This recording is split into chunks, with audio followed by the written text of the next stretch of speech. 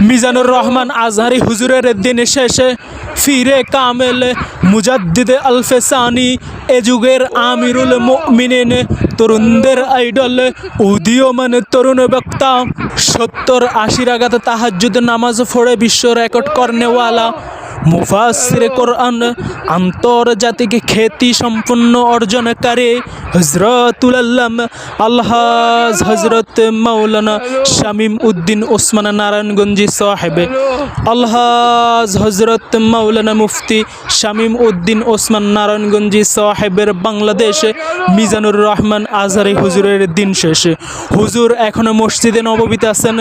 মসজিদে নববীর সফর শেষ করে ইনশাআল্লাহ অতি শীঘ্রই বাংলাদেশে গিয়ে প্রধান বক্তা হিসাবে আসন অলঙ্কিত করবেন।